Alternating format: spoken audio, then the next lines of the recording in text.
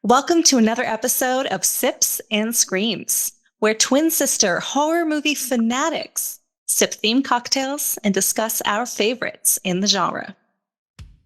Today, we're going to be discussing a truly thrilling horror movie from 2008 called The Strangers. This one has it all. It has scares, it has screams, really all the quintessential horror movie classic things. And we're very excited about it. Joining me today is my twin sister, Allie. What's up, Al? Hey, Ash. Excited to be here. Excited to see you again. Can't wait to get into it. It's been so long since I've seen you. I know. Minutes, even. Okay, so are you ready to get into this? Absolutely, I am. Yes. Let's do it. I think in order to start, we need to start with our killer cocktails. Yes, so let's get this going. Let's do it. Okay, so today, you know what? We're really excited about this movie because we're actually not having a cocktail today. We are having champagne, and it's the good stuff. The good stuff. Yes. And we're having champagne because poor James. Poor James. Yeah. You know, he likes a champagne. He likes to drink it right out of the bottle.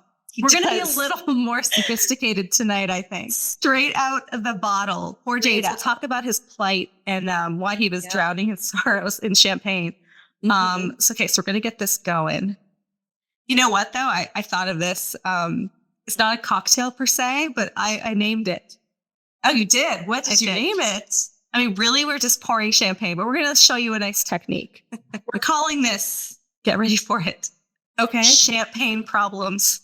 Oh, I like that. Obviously. Oh, it's champagne problems. This little nod to T Swift. Okay, are you ready? We're going to pop it. Favorite part? Love this sound. Yeah. Try to get it. Woo! Woo! And you have to do that woo afterwards. Oh, yeah. Oh, yeah. Like when we're out for brunch or anything. Yeah. You hear it. You woo. If across the room, if it's, in another building, you hear that pop sound. You celebrate with them. Yeah. Yeah. Okay, we popped them. Are we ready to do this? So there's a technique. What's your technique? I tilt the glass. I actually learned this from some physics professors in undergrad. You tilt, it has to go in at an angle. An angle. Yep. Are you paying attention behind it? We see this? Oh, look at those bubbles. Look at those bubbles. Look at those active bubbles. And some people like really seeing the bubbles, but you got to watch it because if it's too bubbly, champagne problems all over your table. That's true. You can hear the bubbles through the microphone. I'm loving it. I want to get that in there. Yes. Okay. I mean, I've been looking forward to this all day. Oh, so all week. Oh yeah, all week, all month.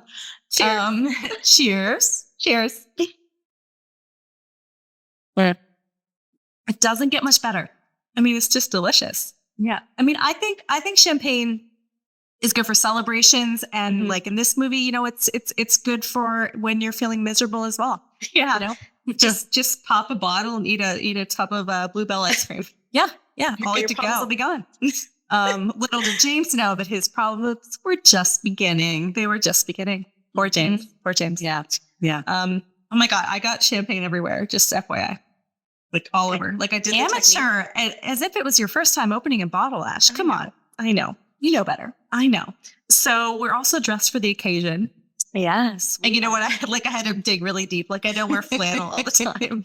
Like this isn't your every weekend. Yeah. Like this isn't just like my everyday shirt. It's all over Instagram. Yeah. But we are wearing flannel because the other lead in the movie, the other protagonist, I think there's two. There's two in this one. Yeah. Let's call them the protagonist couple. She gets right into her flannel. Yes. Well, she wasn't a nightgown. After a bit, right? She liked the way she felt in that wedding dress as well, in that bridesmaid dress as well. I have some thoughts about that I want to get into later. I have some thoughts. I was confused. Yeah. There's some quotable lines in this movie, and I also am excited to dive in. Absolutely. So this is a far cry from drinking whiskey because there's no wincing. I'm loving it. I'm just no happy. Wincing. Although happy as a clam. We made it through, yeah. So this will be interesting. Let's see. I think this is going to go down a little easier, a little smoother than the whiskey did. I took my Amazaprol. I'm all good for the heartburn, It's going to be got some Tums, some Tums prepared. You can eat them. Yeah. Okay. So now we're moving on to sips and synopsis. Allie, why don't you give us a rundown of The Strangers? Yeah, let's do it. Okay, so this movie, and again, I think if you're watching this podcast or listening to this podcast, you've probably seen it. If not, spoiler alert, we may talk about some surprises. This movie really sets the tone from the very beginning. You know something horrible happened. Flashback to the night before, we have our protagonist couple, our James and Kristen. They're in the middle of nowhere driving to a house in the woods, and they are not happy. Clearly tension between them. Mm-hmm. So they get to this house. I guess it was James's family's home, summer home. We don't know. I guess his pictures were on the, Yeah, he talked about his father in it. So yeah, they were, again, the father. I know. Yeah. So they get there. We quickly find out the reasons why there's tension. It was a proposal gone wrong. Yeah, James proposed. Where did he propose? Was not having. He proposed in a parking lot outside of their friend's wedding. Not the most romantic thing, I gotta say. Wow. Yeah. And she declined. He had big plans. He had set up the house. He had champagne, rose petals, ice cream, ice cream, negligee, a bath, a bubble bath. They go in the house, there's clearly tension. Kristen decides to take a bath, and that's when he takes his opportunity to get that bottle of champagne and that whole bin of ice cream and just go to town in the kitchen with that. What kind of champagne was it? It wasn't anything, I don't think. Okay. I'm going to say it wasn't cheap. Ash, no. Is it something I know? No, but we should have maybe looked into that. He had the Blue Bell ice cream, so which is like top tier. It wasn't Moet. It wasn't Veuve. It wasn't anything I recognized. I feel like we know most of the big ones. We do. Yeah. They're still discussing things. She wasn't ready. Things progress. It's 4 a.m. They're trying to work through their problems. This, a random sex scene, and then all of a sudden. And it is this random, literally. I think Taylor Swift got her idea from this movie. Or champagne problems. I know, it does kind of tell some of the stories. It does. Yeah. I think that's really good insight, Ash. Yeah. It's 4 a.m. already. Knock on the door. And that, can you imagine, 4 a.m., you're in this deserted house and just my worst nightmare. It was a loud knock. It was loud. And they're obviously surprised. It interrupts them from a rather intimate moment. Yes. If you know, you know. Yeah. If you know, you know. They go to the door, and who's there but this girl, and asking, is Tamra home? Which, that alone is pretty terrifying. Of course, Tamra doesn't live there, so they send her off. Kind of thinking nothing of it at the time, but then things progress. Do they? Do they ever? In every horror movie, does the protagonist couple stay together in the same room? No, they get separated. I think, that's done a lot in horror movies as well. He goes to get her cigarettes in the middle of the night at 4 a.m. For some reason. She's left alone, but that's when she actually changes into the flannel. So that's when we see that for the first time. This is for Liv Tyler. This is for Liv Tyler. This is for rocking in. These are your comfies, and we're here for it. So she's left alone. The knocking continues. She realizes she is not alone, but there are people targeting them. He comes home, originally doesn't believe her, but then, of course, they never believe. They never believe. Exactly. And her phone disappears, and basically the rest of the movie is them toying with them. They've targeted this house. They are surrounding it. They've booby trapped it, and they realize there really is no way out. I think a high point of the movie, they're hiding in one of the rooms with a gun that I guess James's dad had, and he didn't really know how to use it, but he got some bullets. He put them in, and they were waiting in that room. They were. And I think we'll probably talk more about this later, but one of the most tragic scenes in the movie is when his friend Mike comes to a real fan favorite. Yeah. Yeah. But, we have to get into that about Mike's entry into the house. Because that was odd. And, he meets a tragic end by his best friend. That's pretty gruesome. And, from there, they keep fighting, but to no avail. These three masked strangers who really we don't know anything about, just that they're wearing masks and torturing this couple. Yeah. Eventually, they succumb to that. So that they wake up the next morning, for some reason, they're back in their wedding attire, and it is pretty gruesome. They are stabbed multiple times. Oh yeah. Yeah. And then the strangers leave. These, I believe, Mormon boys are the ones that find them. Yeah. This 911 call, again, kind of random. And that is it. So it's really a home invasion story, with this gone wrong. Yeah. Well, I think every home invasion probably goes wrong. Yeah. This one was really deadly wrong. Deadly wrong. Right. That's right. Allie, that was an awesome synopsis. Like a lot of detail. Yeah. Yeah. Because not a lot happened in that movie. And we'll talk about that later. But I mean, the plot was like pretty thin, but it was just like a good horror movie. Yeah. So do you know the writer and director, Brian Bertino, and do you know like the real story behind this movie, The Strangers? Yes, I do. I looked, I remember when it first came out, right? It was based on a true story, following a true story. And so that was definitely caught my attention the first time around, but yes. So this, oh my God, this happened. I know. You're like, I need to see this. Are James and Kristen real people? Turns out they're not real people, but no, Brian Bertino wrote the screenplay. So not only did he direct it, but he wrote it as well. And yes, he based this off of two different stories. So one, the Manson murders, I think that's kind of a well-known one that everyone knows. Of course, they were targeting random people. They were torturing them, stabbing them. And then the other one was a really creepy story from his childhood. Did you hear about that one? Yeah, but tell me, because I want to be reminded of it. Yeah, it's so creepy. And it's even just him telling the story of it makes my skin crawl a bit. So him and his sister were home alone when they were kids. And I think they lived in a subdivision, and they hear random knock on the door. And again, is so-and-so home. And it wasn't someone that lived there. And try to do it. Yeah. And so he did that same thing in the movie, right? Is Tamara home? And so I just love that. I think that's definitely very Tamara scary. home. It's like that. It's like a really like calm, quiet voice. It is. And confident at the same time. Confident and yet like not quite sure. So I don't know if it was confident. It was creepy. It was creepy. All right. Fair enough. Yeah. And I guess in the Brian Bertino's childhood story, these people were knocking on doors to see if someone was home, and then they were going to rob the house if someone wasn't home. So that was the motivation there. With the strangers, we don't know the motivation. They don't get into it, and they don't want to get into it, and that's not a part of the movie. And honestly, I think that makes it stronger. Yeah, they're nameless. Well, what was it? Dollface, guy in the mask, and Scarecrow.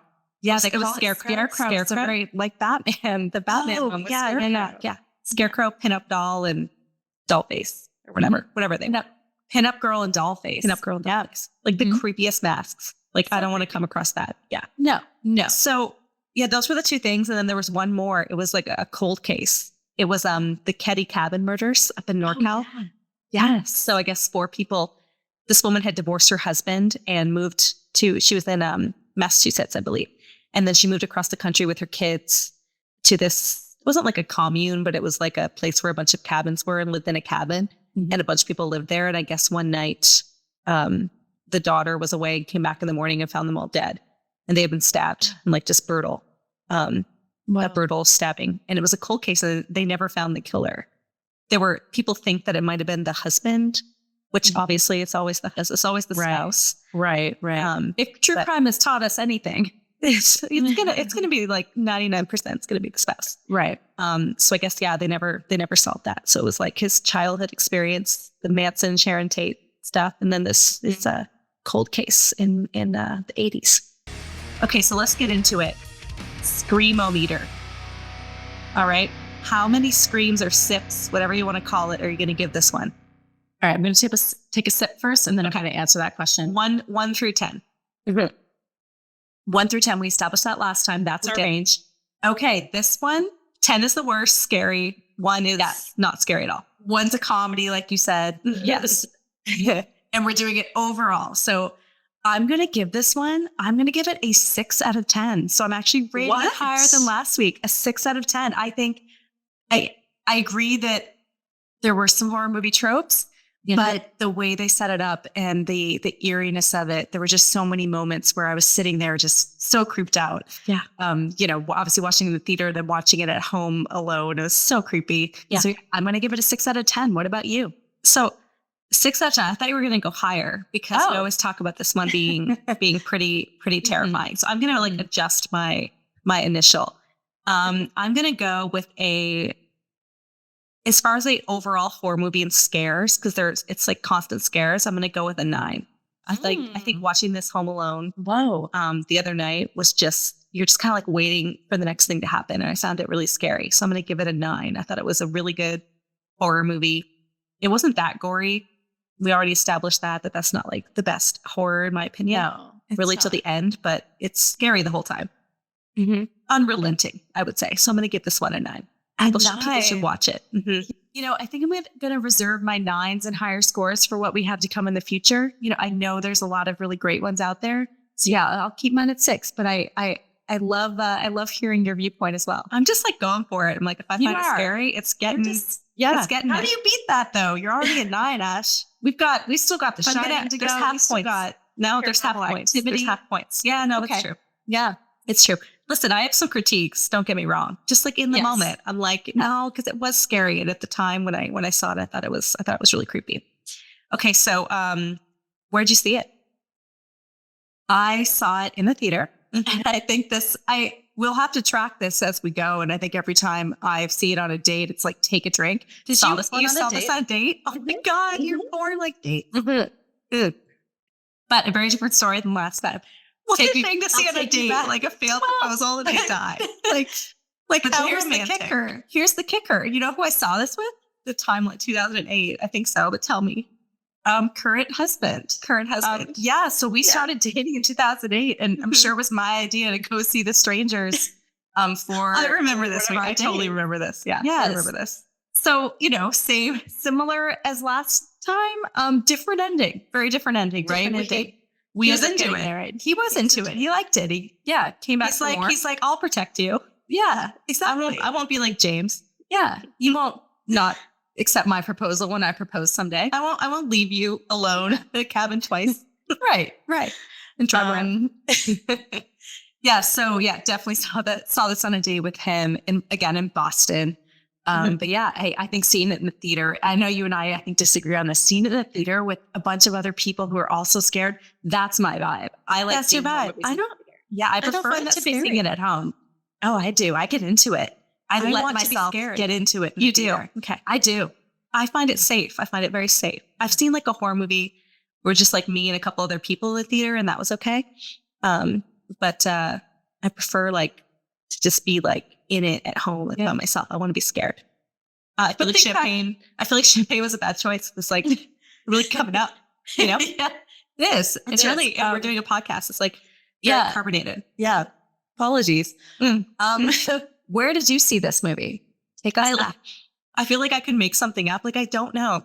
It's 2008 and I think there's no way I didn't see this in the theater. So I get it. Right. I think it was in Toronto. I'm pretty sure I saw it at the theater. I remember being so scared. So, you know what? I could have watched it at home, but apparently it didn't come out like for years later, or like way later, like at on DVD or whatever. So I don't know. I think it was a theater. Mm-hmm. Yeah. No, I think this movie, one of the reasons why it is so scary and gets under your skin is that you as you're watching it, you're in that moment. You realize this could happen to you. These are people torturing people. This isn't a supernatural thing. These are people. And I think that makes it and ultimately very, very scary. So do you want to raise your score then? You only gave it a 6. I still don't want to raise my score. Okay. Again, I'm reserving my higher scores for what I know is to come. Okay. I respect that. All right. So the next segment is Sip and Tell. So we're going to talk about our personal experiences related to the movie. We talked about how this movie is very realistic. Right. It could literally happen to anyone. We've all definitely stayed in cabins and, in remote places, and this could have happened to any of us. Mm-hmm. So do you have any personal experiences related to the movie? I do. Yes. And this one's quite recent that I wanted to share. So obviously I was rewatching this for the podcast, did watch it alone, home alone. Yeah. Didn't want to watch it too late at night because honestly, I was freaked out a bit. Yeah. But I watched it, taking my notes. A few days later, I'm asleep again, still home alone, and I'm dead asleep, and I get woken up at 4 a.m. 4 a.m. 4 a.m. It was 4 a.m. because I checked my phone. It was 4 a.m., just like the movie, and the doorbell's ringing. And I live in a 3-story house. The doorbell's ringing. I can't describe to you how terrified I was in that moment. And this just happened a few days ago. Terrifying, right? What do you do? Was it real? Like, did you imagine it? I mean, I don't know. It sounded like the doorbell, but I looked, I went back. I'm like the husband. You're like, yeah, that's not real. I know. You're not believing me, Ash. Come on. Could be like a waking dream. Maybe, but it was that really, specific doorbell sound. I don't want it to be real. Really, really, really creepy. I did look in the video because we have a video camera. I didn't see anything, but man, was that scary. Wait, can you see like if the doorbell went off though? Does it like give it? We can't see if the doorbell went off. I could see if someone was at the door. There was no one at the door at 4 a.m. because I took my phone and looked. No, there wasn't anyone in a mask. Can you imagine? No, no, absolutely not. I can't imagine. I don't want to imagine that. That's horrifying. So I've definitely had like the knock on the door, not necessarily. So I've always lived in apartment buildings and it would be like the buzzer, like, and it was usually just someone buzzing the wrong apartment. But that's still like scary at 3 a.m. So scary. Yeah. So like, I'm not getting them. Yeah. So you just kind of wait for them to like, it's usually like a drunk person and you kind of like wait for them to go away. Figure it out. Yeah. So, we've spoken about, obviously we're twin sisters. Where we grew up was very rural in New Brunswick, Canada, like literally in the woods. Like that's where we grew up. That's where we cut our teeth. That's right. So, we basically lived in a place like that. Like there weren't a ton of people around, lots of wooded areas around. And, we've experienced some weird things, right, Al, when we were kids? Yes. Mm-hmm. Yeah. I think one that comes to mind, I want to know if you remember this. So there's premonitions, forerunners is what they call them. People don't know what that is. That's like a thing that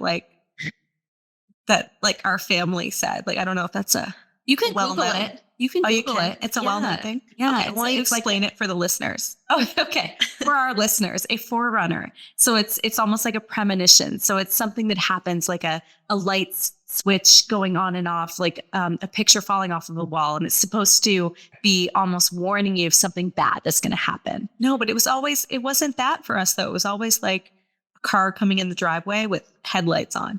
Because I've definitely seen that. I remember that. Car. Like, and not just the car, but the car doors slamming. You remember this? Yeah. People talking and then you go out and no one's there. No one's there. Yeah. And I'm not like, believe me, if I'm like a horror movie fanatic and I have gone searching for, paranormal things and I personally have never experienced anything. So I would have loved that, but going out and like nothing was there. So we've definitely experienced that when we were younger. Yeah. I was quiet, right? Like, cause you could hear everything. Yeah. You definitely could. And there could have been people in the woods, Ash. There could have in the middle of the woods. Well, do you want to talk about where we grew up? Yeah, let's do that. Let's share with the listeners. So I'm so glad we were 8 years old or 7 or however old we were. Mm-hmm. We literally had Alan Legier. He was a serial killer on the loose who was hiding in the woods where we grew up in Miramichi, New Brunswick.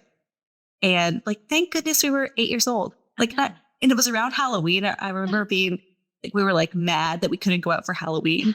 And like now, and like your parents were like, oh, we're just gonna, take you to some rec center for a party. Mm-hmm. And if that was now, like this person was literally on the loose for what, like 3 months or something? Yeah, a few months, showing up in people's backyard. Yeah, exactly. There were like sightings near us. I mean, it is similar to the movie because he broke into people's homes and would just kill random people. He killed a bunch of people. Mm-hmm. And that was like our hometown, which is crazy.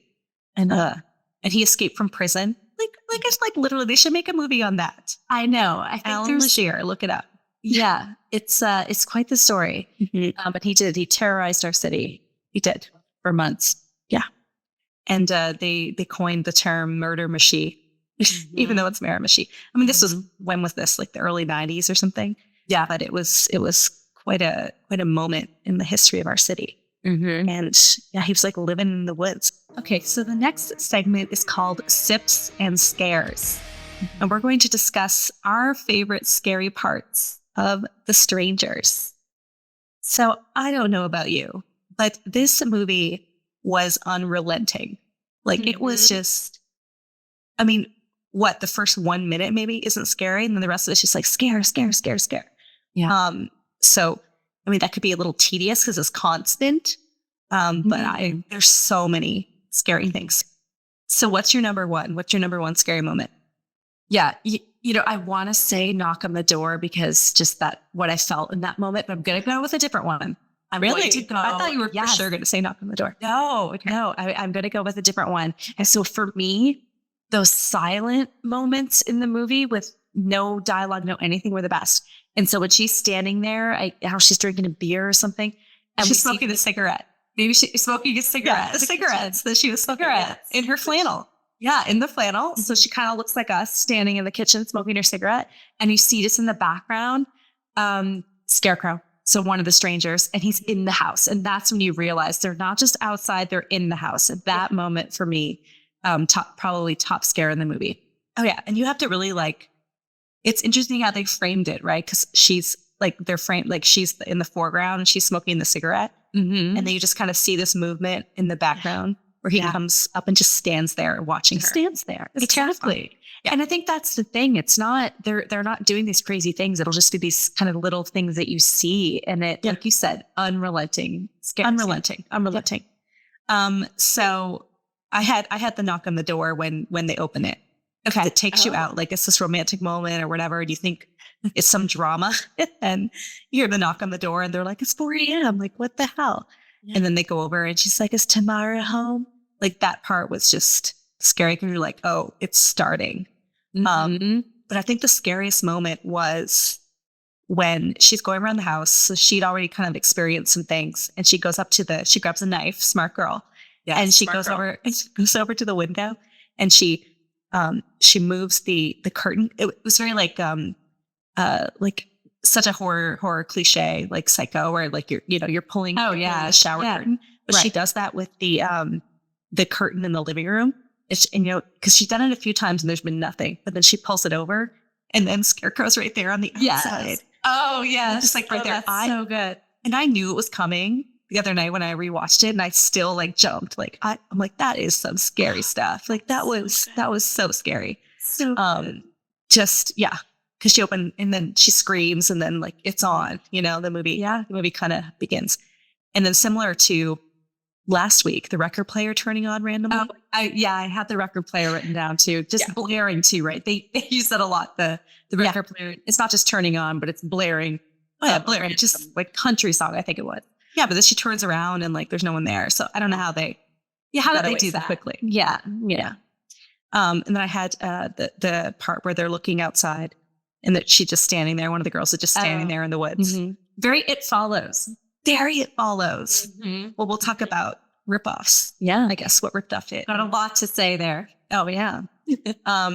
Even I was laughing because there's so many. Did you notice this? There's so many moments in the movie where things are hitting the window or hitting the windshield.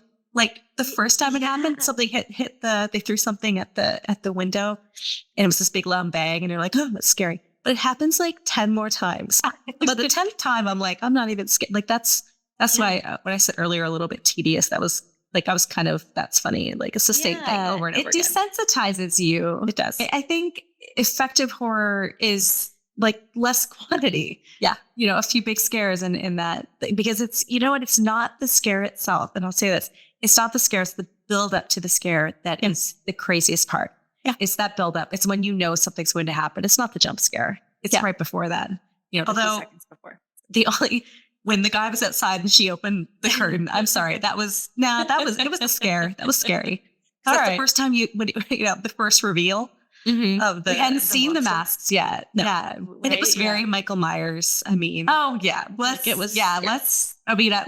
you want to talk about that, we have a lot to uncover there. All right. I don't know how you're doing. I feel like I'm just going a little faster than you, but I think it's time for some more. Let's do it. More Veuve. Okay.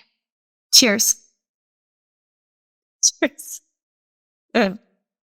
have to say, I'm really enjoying the sips tonight. It's very good. Yeah, it's going down a lot quicker. I think I'm going to be in a different state at the end of this podcast versus last week. Yeah. So James is chugging straight out the bottle, and then he drives You know what I mean? So he was definitely a drunk driver and shooting a gun. And shooting a gun, drunk, everything. Yeah. And we talk about that when he just decides to go for a drive at 4 a.m. after this girl had just arrived at their doorstep to get her cigarettes. I mean, that's so random. He's like, oh, she's harmless. So we didn't, I don't think we talked about who was playing the main characters. So yeah, we have Liv Tyler, right, with the flannel, just awesome. And Scott Speedman. Scott Speedman was playing James. Love him. From Felicity. Yeah, I remember what was that in the 90s? Felicity. He was the 90s. Was that the 90s? We were in high school. It was in the 90s. So that and he's on Grey's Anatomy now, which is great. Didn't know that, but I, as you know, haven't watched Grey's Anatomy since I think maybe the 3rd season. You haven't. Little behind. You're a little behind. He dates Meredith. So well, I haven't seen it since last season. Spoiler alert again, Ash. Sorry, but it was pretty obvious. All right. So any other big scares?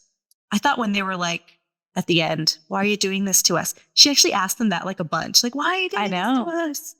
And I, obviously did a deep dive on this kind of reading, preparing for this, but the interviews with Brian Bertino, the director and screenwriter, and the whole point was that you weren't supposed to know. And so that was on purpose. Her asking, why are you doing this, and not getting an answer is because there is no reason for it. It was random. Right. And so I actually thought that was really effective, the way they did that. And we only find out, again, not a real answer. We find out at the end because they were home.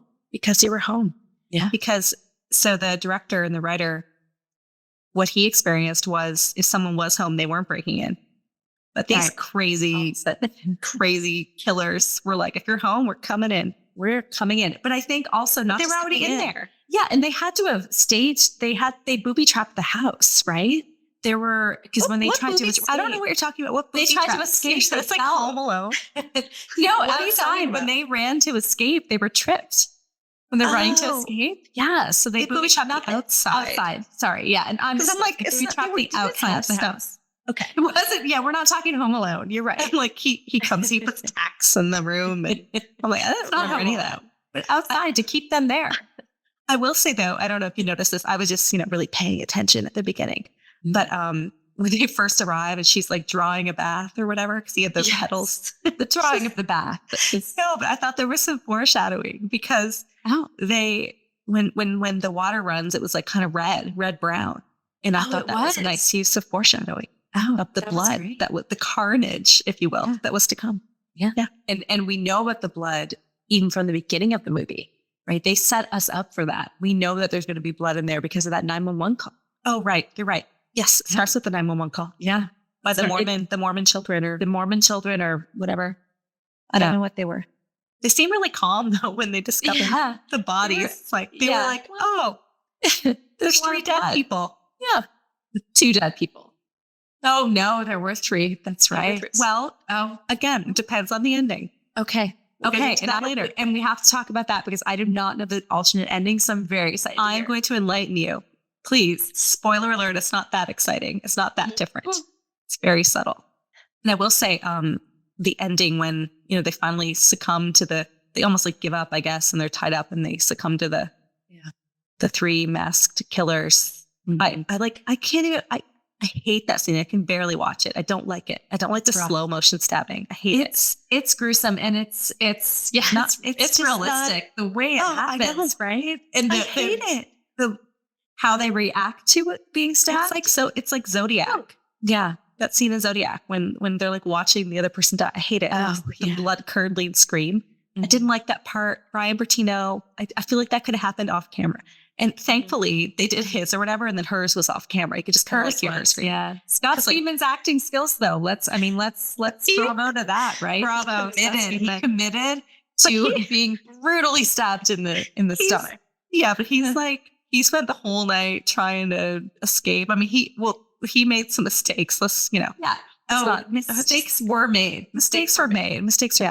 So this is my biggest thing with this. I'm like, I know it was a movie, obviously, but if they had just stayed in one place, you know what I mean? Mm-hmm. And he had the gun, like what the Mike scene. Yeah. I mean, everyone, I don't know how you could watch the movie and not be frustrated with what they did after that. Or they just sat there. Like it's their house and they're running from these killers. If they just stood in one place, they would come to them. You know what I mean? Like, it wasn't an active pursuit because they couldn't see that. So I found that interesting. Like, just sit there, just stay there. They're trying to get away, but you haven't seen anybody yet. Right. Stay with the gun and just deal with it. Yeah. Or your knife or whatever. Like Michael Myers is like, they see him and you got to run. You know what I mean? These people didn't see anything. So why didn't you just like, that's a really good point. It's a really good point. Yeah. I guess they'll come to you. Ash, there wouldn't have been a movie then. No, I know. It would be a really boring movie. There's like boring movie. Maybe they just like sat there with their ice cream.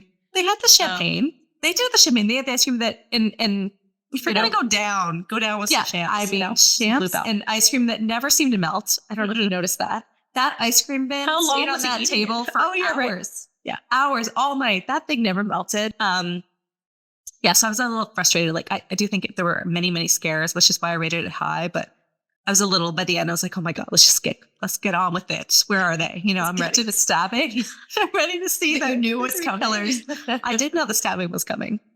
There wasn't much of a final girl in this movie. It just really, they didn't give you that happy ending at all. So the next section I have is cliches, horror movie cliches, or any movie cliches. Yeah. This just happens to be a horror movie. Mm-hmm. But what are some of the cliches you think this movie really exhibited? You're just like so excited for this. I can tell. You're just like bated breath. I'm so excited. I mean, dare I say, Ash, the entire movie? Dare I say the entire movie? I agree. Yeah, I think he was effective. Yes, it was a good screenplay. It was effective. The entire movie. I think you could take every single scene from this movie and find a prior movie that had that exact same scare or that exact same storyline. So I'm going to go ahead and say the entire movie was a horror cliche. I will say that, I mean, this is 2008. I thought it was a really good nod to 80s slasher, right? Yes. This was very like Friday the 13th. Michael, Halloween, come on. Yes, and I just meant the remote cabin thing was very Friday the 13th. Yes. I think it was almost like a direct ripoff of Halloween with the knives and even the masks and everything. It was very much. And the head tilt. The head tilt. I was like, just to say the cocking of the head. He's in the, and then it's, that. Yeah, and the butcher knife. Yes. Yeah. And the biggest Halloween ripoff, we've just been dying. We've been dying. I know you've been dying. To talk about this too. At the end, when she goes into the closet. Yes, the closet. It is like Jamie Lee Curtis at the end of Halloween 1. Exact same thing. And even the shutters. The shutters. Same. That was a nod to Halloween, I would say. I like to think that he was inspired by those scary movies. Yeah. And so he took them. That was, like you said, basically a direct copy of Totally in Halloween. Yes. And they always come and like Michael Myers did the same thing at the end of Halloween because they come over and like she's in it. And this was one-way shutter so she can see him, but he can't see her. So she thinks. And then they stop and stare directly at her. Oh, yeah. And then they go away. She's like, oh, see, you know, and Jamie Lee Curtis did the same thing. Oh, no. They came. Well, in this one, the other girl came back. The other girl. I know. So creepy. Yeah. And okay, so obviously a lot of Halloween ripoffs. And okay, we have to also talk about When a Stranger Calls back. Oh, I had that as my first one. I'm like, When a Stranger Calls. Have written that down because obviously a little different. But her knocking on the door and asking if Tamara's home again. That was very, very similar to When a Stranger Calls and When a Stranger Calls Back. Yeah, maybe a nod to it, but very, very similar. I mean, so Scream, I feel like Scream was a nod to When a Stranger Calls. Definitely was. And I think he's talked about that, right? Kevin Williamson has talked about that. Yeah. It was just like the phone calls coming from inside the house or whatever. And like I wrote that down too, the 2 killers. There was 3 killers in this one, but this kind of copied Scream a little bit. Cause like at first you think it's just the girl and then you find out there's someone in the house and there's another person, right? So there's triple killers. But I definitely thought it wasn't the phone call per se, but the stalking was coming from inside the house. Yes. So that was definitely a thing. I also thought, I mean, clearly it's like Texas Chainsaw Massacre style. Right? Yes. I was dying when she goes out and like, they always go out and like trip and fall. Even though I feel like I would, because I'm not that coordinated. So like, well, there was a totally fall. Bit of it. I would have said booby trap. I thought she was just like, she broke her ankle. She fell. No, if there was something, I feel like we're going to have to do a rewatch and show a clip or something, but she definitely tripped and fell. I thought she just tripped and fell. There. No, they had trapped it somehow. Okay. So she tripped and fell, like broke her ankle or whatever. And then she crawls into when she goes into the garage and there's like the TB. Yeah. Is that what it's called? The TB radio? Not the TB, not tuberculosis. The CB. Okay. I wrote down TB. Like, what's that thing called? Yeah. Okay. Like, not TB. Okay. CB radio. Okay. CB radio. When she goes CB, not CB. CB radio. Yeah. CB. Like, listeners, if you know, please comment. Let us know. What is the correct word? I actually don't know. I don't know. It might be TB. I think some of our listeners will know. Please comment. Please let us know what the correct abbreviation is for those radios that they used to. Is it transistor radio?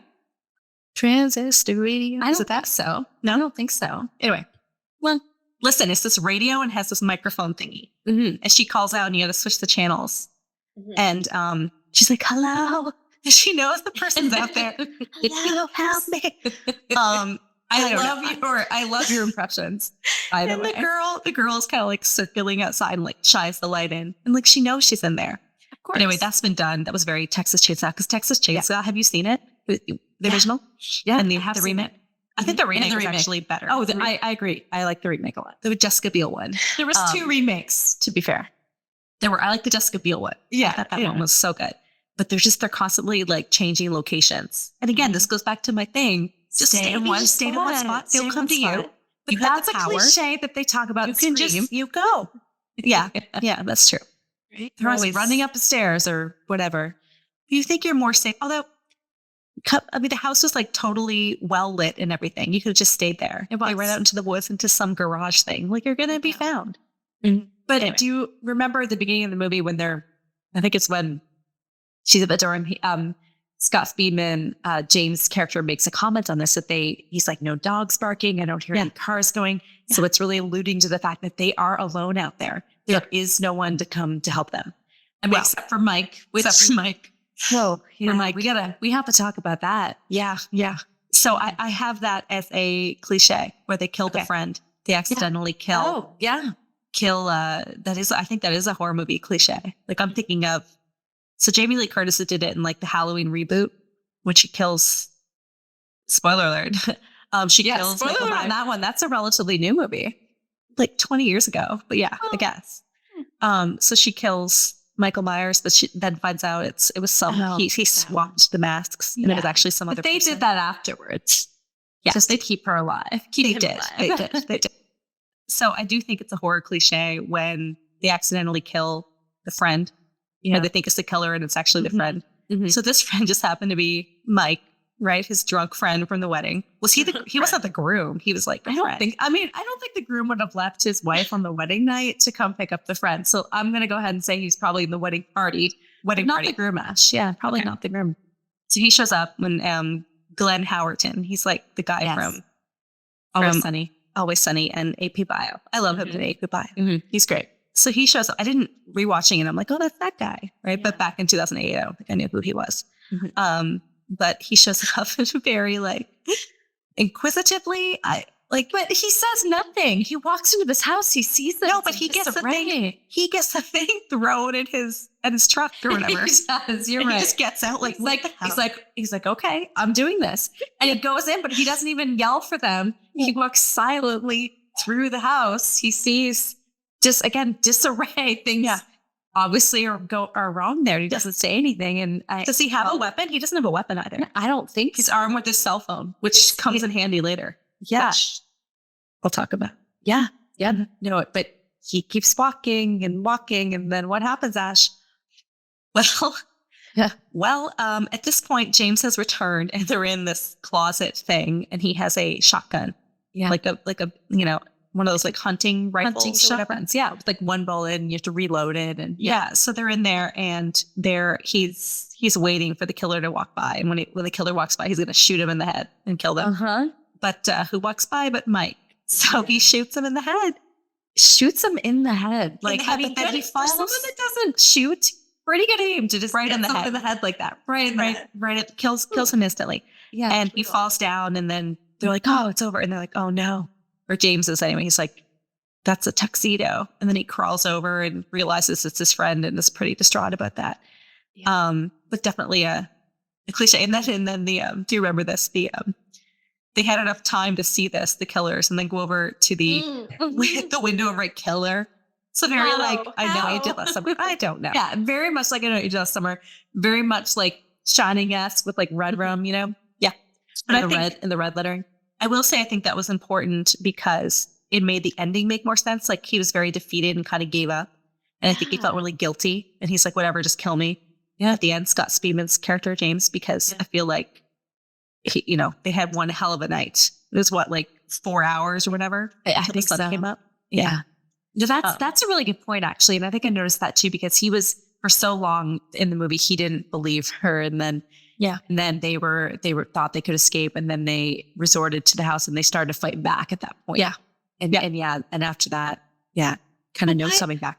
So the other cliche too, they always leave the woman alone. They always they never believe them. Yeah. They never believe the woman. And then they turn the woman into the character that's asking the man like what to do. It's like, what do we do now? And it's like, she was like the strong character at the beginning who turned down his proposal because she wasn't ready. And then all of a sudden, halfway through the movie, she becomes the damsel in distress, if you will.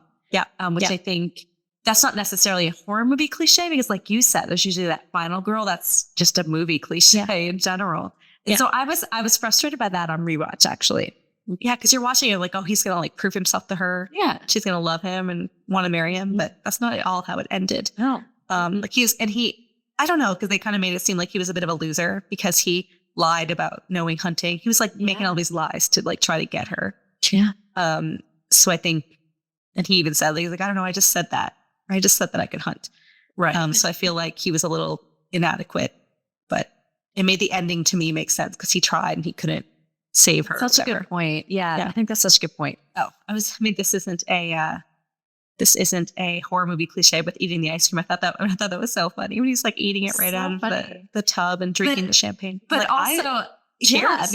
Cheers to that. That sounds like a good time. Mm-hmm. But also it kind of the switching of the almost roles, right? Typically you're in a movie, you're going to see the woman eating the ice cream to drown the sorrows. And so you see a man doing it, which I liked that part actually. I did too. I meant to say this in the scary moments. I'm like, was the scariest part of this movie when he proposed at a wedding? Like they're at this wedding and he's like, come outside. It's horrifying. Yeah. And he proposes at someone's wedding. I mean, like, in the parking lot. You deserved it, Mike. No, he didn't deserve. Not Mike. Sorry, Mike. James. You deserved it, James. Not the killing, but you deserved to be made fun of because that was awful. Yeah. Mm-hmm. He did try at the house afterwards by setting it all up like that. He did. Yeah. He did. But the negligee, though, what was that about? He had this like Victorian like negligee laid out. You were really like into this negligee. Yeah, I just think that's so ridiculous. Like he laid it out for her, like he wanted her to like change into it. I'm assuming. I think he had different plans for the evening involving this negligee. Yeah, it did not go that way. Yeah, it did not. No. His plans were thwarted. Yeah. All right, we need to do this just in honor of James and the strangers. We have some ice cream now for James. This is for James. It's not Blue Bell, but mine's Ben and Jerry's. What is yours? What's that? Mine is Taharka. It is a Baltimore local ice cream. Oh, okay. Yeah. So I guess you can find it in Baltimore. It ships nationwide. Yeah. Let's try it out. Mine's everywhere.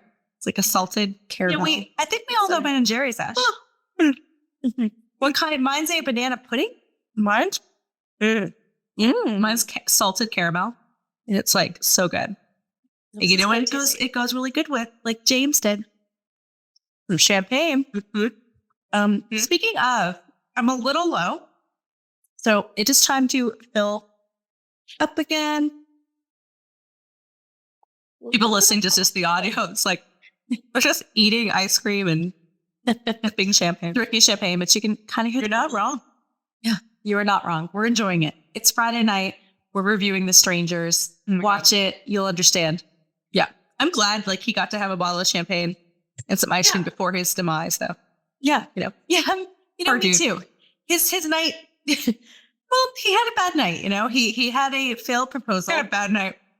He was able to, I guess, drown it a bit with the champagne and ice cream. And then it really got worse from there. Mm-hmm. Killed his best friend. Yeah, poor James. God. James, it was not James's night. It was not his night. Yeah. It wasn't going to go down it was James's last night also. It was his last night. So, All right, now we're going to talk about ripoffs. Okay, so what did The Strangers rip off and what ripped off it? So I think we covered most of this in cliches. We were very excited. Very excited. A lot of content there. And I don't, in reading some of the interviews with Brian Bertino and reading about some of his other horror movies, he's like a horror movie fan. So I think this was like a ripoff of some of the 80s horror movies, like Friday the 13th, Halloween, Scream, right? We talked about that. Yeah. I think those were all movies that he was, kind of honoring with the screenplay in the movie. I don't know. What do you think? Like, did it rip off? I mean, you think the whole thing was a cliche. I think, like I said, like the whole movie was a cliche from the very beginning. And I actually forgot to mention this earlier, but can I just say, because I've been watching Law and Order for a long, long time. Law and Order was Law and Order. What? Do you not? Yeah. And listeners, comment. Tell me that you agree with me. What the very beginning, like opening scene was effectively Law and Order. So watch the Law and Order episode, the very beginning, when it's like, these are their stories. That, I'm telling you, the beginning of this was like Law and Order. Yeah. So he also paid homage to Law and Order. Yeah. Wait, because it starts with the children making the 911 call? No, it's not the 911 call. Explain it to me. I don't know what you're talking about. Yeah, let me take that back. So it's the lettering they talk about, they're like in the fall of blah, blah, blah. And they're like that whole thing, and it's written on the screen. Yeah. But it's not just written on the screen. They actually are voicing it over. That's such a Law and Order thing. That is like, these are their stories. Yes, exactly. Dun, dun, dun. I thought it was very like Blair Witch and some other things have done that. Sure. It's like this is what happened. Okay. Yeah. Okay. Cheers, Al. Cheers. So the ice cream was good. What do you like better, the champagne or the ice cream? I'm going to go with champagne, but I think you knew that answer already. It's very delicious. No champagne problems here, just champagne delights. Mm-hmm. So in terms of what ripped off this came out in 2008. Did anything rip it off? Cabin in the Woods? Oh, yeah. Yeah. But to be fair, that's Cabin in the Woods itself is such a great movie. Is that a horror movie? I don't think it's a horror movie. I think it's sci-fi. I don't want to ruin it. Yeah. Well, it's been out for a bit too, but it was more of a thriller, I guess, kind of a take on society and people's obsession with live, things happening and watching them. Yeah. But yeah, I'd say Cabin in the Woods. Yeah. They ripped it off a little bit. Yeah. What other things ripped it off? Like, I think it wasn't that original, so I don't know if you could like make a claim saying things ripped it off. Like, it's a cabin in the woods, a couple masked intruders. Wait, I will say, so when did Zodiac come out? I think every single one of these, you're going to bring it back to Zodiac. And I'm here for it. Because I'm here for it. I know it's your favorite movie. It's my favorite movie. Yeah. It's my favorite movie because it's not necessarily a horror. It's a thriller. Yeah. And my favorite horror is The Shining, obviously. Yeah. Obviously.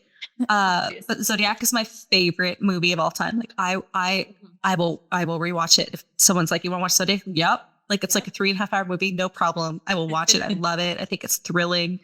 I watched all the documentaries. Like, oh my God, I love that movie. So Zodiac came out in 2007. So this movie actually ripped it off, unless they were filmed at the same time. It was exactly like Zodiac with the tying, they like hog tie them or whatever to the chair. And then the killers come and stab the couple in front of each other.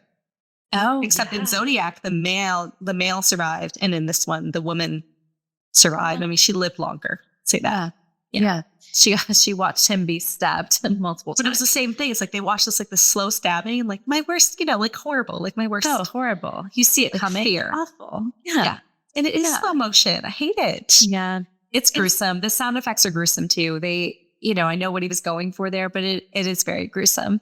And it's when they take, like, I hate when they take the mask off, because you're like, oh, well, it's over. Kill shot. It's over. Yeah. It's over at that point. I mean, they didn't care that they saw their faces. Yeah. That's when Scott Speedman, I think, James, he like gave up. He just like looked, they all just kind of looked and like, that's it. I'm like tired of fighting. Mm-hmm. Yeah. All right. We've come to the moment. Alternate endings. Yes. Alternate endings. So do you know? I mean, do you know how many endings this has? I do not. The one I saw in the theater and on rewatch is the only one I know. So I am very. So what? Okay. Which one did you see? And I will tell you about if there are alternate endings or not. Just the one where they they both get stabbed. The Mormon kids come and discover them. And then at the very end, she's like, that jump scare at the very end where she's not quite dead yet. That's the one that I saw in the theater and the one that I saw on rewatch as well. Yeah. So I think a little context for the Mormon children. So it's because all this stuff happens from like 4 to what, like 9 or to 8. The sun is coming up. Yeah, it's early. It's like it's probably a few hours span. Because it ends with Liv Tyler, her character, Kristen's been just the whole night getting away from them. And finally, I think they knock out James or something. Like he actually gets hurt. He does. Right? Yeah. Yeah. And then they wake up some hours later and they're changed for some reason. She's back in her negligee. Guys, I know. It comes full circle. It's not the negligee. No, she's back in her. No, she's in her wedding dress. She's in her bridesmaid's dress again. He's in a suit, and he's in a suit. It's not that. I know you wanted to the negligee. I know that's an important plot point for you. She's back in her bridesmaid's dress. I thought that was like an ode to the 80s. They're always wearing like nightgowns and weird things that made no sense. We'll have to get a clip. We'll show it. But okay, it's definitely the bridesmaids. Okay, she's in so like they dressed her. I don't know why they did that. Anyway, so it's now morning and they come to and they're tied up and the 3 killers with their masks on are standing in front of them. Mm-hmm. And then they take their masks off and again there's that like kind of resolve, like I don't care anymore, just do it. Yeah. Yeah. And they kill him and then they kill her. And then it cuts to the 3 killers getting in their truck and driving down the road. And they run into these Mormon children driving on their bikes. And the girl gets out. And then you think that they're going to kill them, but she just takes a flyer. Right. And then they get on their way. But what does she? Do you remember this part? He asks, he's like, "Are you a sinner?" And she says, "Sometimes." Yeah. Like, and then they're sad. I may have just killed a couple people and tortured them. But as they're driving away, I believe she says to Dollface, "It'll be easier next time." Did you catch that? No, I didn't catch that. And so this, I believe, was setting up potential sequels, right? That maybe that was one of their first kills, that others are coming. So I thought that when I'm like, is this some kind of a gang initiation thing? That's what I thought. It was just kind of like Manson-esque. Yeah. I thought that, so I didn't hear that last line, but now that kind of makes sense. It'll be easier. It's like they had to do that to prove it to whatever the leader that they could do it. Yeah. Because they were just, they didn't know the people. No.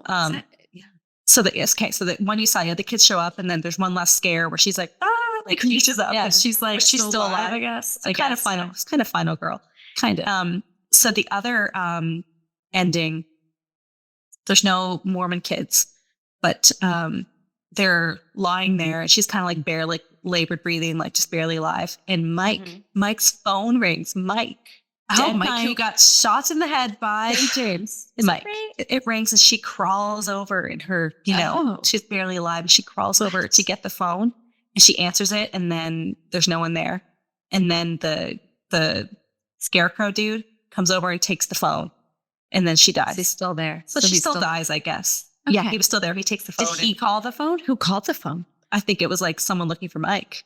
He's like, but they were like, Mike, where'd you go? But they weren't going to wait till someone answered because no one was on the line. They're like, five rings, I'm good. 5 rings, that's it. Went to voicemail. Bye, Mike. Yeah.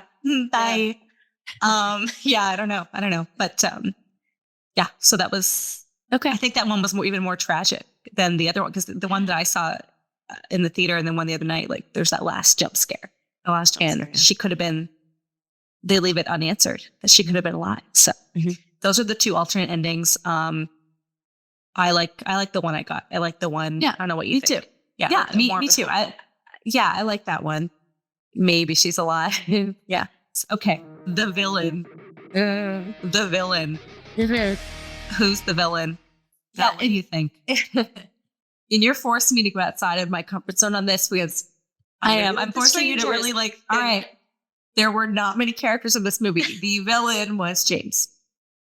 The villain was James? Yes, he didn't listen to her. He left her alone in this creepy ass cabin, house, whatever. He proposed to someone else's wedding. He took someone else's like limelight from them. Yeah. Mm-hmm. Yeah. I'm going to take your lead on this. I'm going to say James was the villain. Wow. Okay. And why did he why did he bring her to that place? Also, this just made me think of it. Were his nephews the Mormon kids? Because his nephews helped them. He did like set it up. Were those his nephews? I don't think so. They would have been more upset. They would have known that it was his dead body that they were, relying upon that morning. Now that I hear it, that makes sense. I don't think that was it. So you think James is the villain? I think, well, if I have to, who am I going to pick? It's either the three strangers, Mike, Kristen, or James. I'm going to go with James. I think the villain is some person off screen because of, I think it was some like gang initiation thing. Even though I think Charles Manson drugged up. I think it's like, that's like the leader, even though they're still the villains, the killers. Yeah. But I think they were like, it was some part of some like grand scheme or some plot or something. So I do think even obviously they were the killers, but I think there was something else going on. But I also agree that I think James acted very unfavorably. He did. There wasn't a lot to root for there. He was very nice. He did leave her alone. Like, why he did left her alone? But he drew her the bath. Didn't believe her. There was a few that he did. It was, what it was. He drew the bath. He drew her a bath. I think he was the one. Yes, he drew the bath. He had it all set up with the rose petals. He didn't get the rose petals set up. He got the nightgown thing. And then she shared the champagne with her. To be fair, he's like, here you go. Have some champagne. He did go get her cigarettes. He did. He went to go get her cigarettes, but again, it was more for his own thing. He wanted to drive around drunk in the middle of the woods. And he called Mike and he was like, come pick me up. He was going to leave her. He was going to leave her. So, wasn't he the villain? Wasn't he the villain? You know what? I think he was the villain. Didn't believe her. She's like, my phone's gone. He's like, you're like being crazy. Yeah. All right. So the last segment we have is sips and sequels. And this one is it unfortunate? I don't know. They have sequels to The Strangers and they're coming out this summer. Or one actually already came out. Those are prequels, I believe, Ash. No, they're not. They're sequels. Oh, I thought they were prequels. I thought it was because there's like Airbnb. No, it's like an Airbnb, and that definitely was after 2008. Reimagining that. A reimagining. Yeah. If there was a sequel, Strangers Pray at Night, back in 2017, 2018, but didn't have any of the original people. But I believe it had those same scarecrow, pinup girl, and doll face. Oh, okay. So you know more about the sequels than me.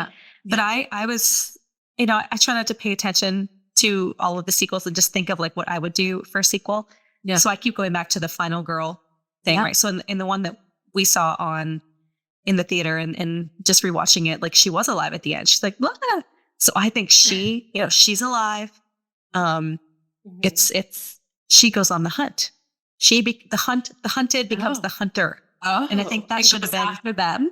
Goes after that. Yes, she was after them. She's the ultimate final girl, and she's going to go try to find out exactly what happened because they left like DNA and clues and all these things. Like she could have figured that out. So I think she could have done that, and then she like finds one of the masks. And now she's like doll face or whatever. I think they should have done that. That would have been cool. Like a Liam Neeson type thing. Like she's Saw special did skills. that, where that reminds me of Saw, where one of the hunted at the beginning becomes, she collaborates with Jigsaw. No, you're right. In the end. You're right. Yeah, but she like has something like because her fiance. I guess it wasn't her fiance, her would-be fiance. Yeah, not the fiance. I mean, she made sure of that. I think it could have been cool because she was like proposal. She did decline. But she, she's still like a damsel in distress. It would have been nice, like origin story for her. Yeah. Like being pissed, woman. Oh yeah. Scorned and going after them. So that could have been cool. Or just the next kill, like the three, maybe like it just goes from the three killers' point of view or looks at their origin story. Is that what the sequels are? I believe the sequels tell the ones these days. I think I haven't seen them yet, and so we'll have to discuss this at a future podcast. But I think they tell more of the origin story of the killers. Yeah, it's hard to think of a sequel because they did do sequels, and obviously there'd be one where if it was a direct continuation of that night would be great. Mm-hmm. But prequels to me are more interesting. Why were those three strangers there? What happened earlier in the night when James came in? Like that'd be really interesting, right? When James came to set up the house, they must have been watching. They must have been there and known, I would think. Or like we said last time, they should make a prequel and then it ends with them breaking into the house and setting up the booby traps, as you say. Well, outside. The booby traps outside. And they had a lot of the knives and they're going around the house and they're hiding things. Yeah. There's a lot of that. So yeah, I'd be more, I'm sure a prequel's coming at some point. Yeah, definitely. I was very happy we got to review this. And thank you for those who chimed in on social media for us to review this movie. It's just been great. Yeah, I think we will take your recommendations going forward because people have been recommending reaching out and recommending some movies I actually haven't watched, which is exciting because I thought I've seen them all. Like we've seen everything. So keep those recommendations coming and we'll keep discussing them. Okay, well, that's going to do it for Sips and Screams episode 2, The Strangers. We want to thank you for listening and sipping along with us. And we hope you join us next time as we sip more themed cocktails and discuss our favorite horror movies in the genre. Cheers.